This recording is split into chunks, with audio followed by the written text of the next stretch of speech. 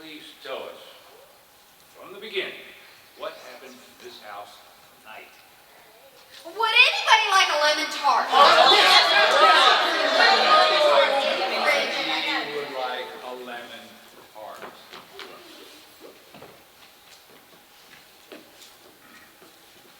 Continue, Mr. Brock. Okay. Let's see. The story. As it happened. As I remember it. As I'm telling it. Okay, here goes. At exactly 6 o'clock tonight, I came home from work. My wife Myra was in her dressing room getting dressed for the party. I got a bottle of champagne from the refrigerator and headed up the stairs. Rosita, the Spanish cook, was in the kitchen with Ramona, her Spanish sister, and Romero, her Spanish son. They were preparing an Italian dinner. They were waiting for Myra to tell them when to start the dinner. As I climbed the stairs, I said to myself, it's my 10th wedding anniversary, and I can't believe I still love my wife so much. Myra was putting on the perfume I bought her for Christmas. I purposely buy it because it drives me crazy. I tap on the door. Myra opens the door. I hand her a glass of champagne. We toast to the most beautiful wife a man ever had for 10 years. She says, to the best man in the best 10 years a beautiful wife ever had. We drink, we kiss, we toast again.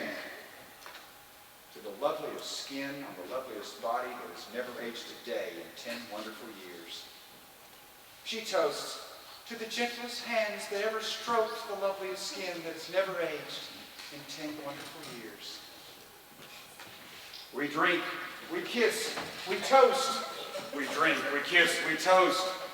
By 7 o'clock, the bottle is finished. My wife is sloshed, and I am completely toasted.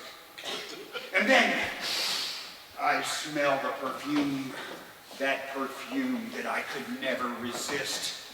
I loved her in that moment with as much passion and ardor as the first night that we were newlyweds.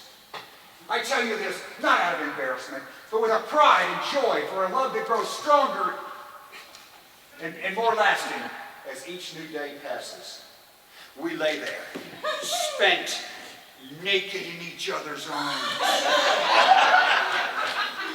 complete in our happiness. It's now 8 o'clock, and outside it's grown dark. Suddenly, a gentle knock.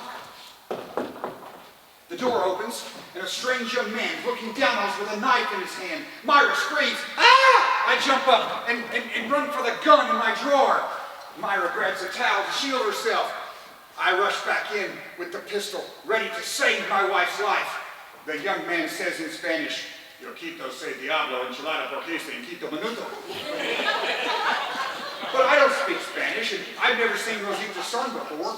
And I didn't know that the knife was for cutting up the salad. He was just asking, should he start the dinner now? So I aimed my gun at him. Myra screams, ah! Pulls my arm. The gun goes off. Pow! It shoots me in the earlobe. Rosita's son, Romero, runs downstairs to tell Rosita and Ramona, Mamacita, mira que pasa el hombre e bacalao. El hombre que loco, que bang bang. The crazy man took a shot at him. So, Rosita, Ramona, and Romero leave in a huff. My earlobe is bleeding all over Myra's blue dress. Suddenly, there's a car outside. The first guests have arrived. So Myra grabs a bathrobe and rushes downstairs to stop Rosita, Ramona, and Romero from leaving. Otherwise, we'll have no dinner. But they drive off in their Alfa Romeo. I look out the window, but it's dark, and thinking someone is stealing my beautiful old Mercedes, I take another shot at them. Pow! Myra runs down to the basement where we keep the cedar chest. She's looking for the dress she wore last year for Bonds for Israel. But she can't find the light. She trips down the stairs and passes out in the dark. I run downstairs looking for Myra, notice the basement door open, and afraid that the strange-looking kid is coming back, I lock the door, not knowing that Myra is still down there. I run up the stairs. I run up the stairs to get some aspirin because my earlobe is killing me from the hole in it. But the blood on my fingers gets in my eyes, and by mistake, I take 4 Valium instead. I hear the guests downstairs. I want to tell them to look for Myra, but suddenly, I can't talk because of the Valium.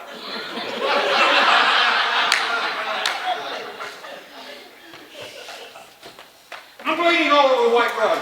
So, I start to write a note explaining what happened. But the note looks like gibberish.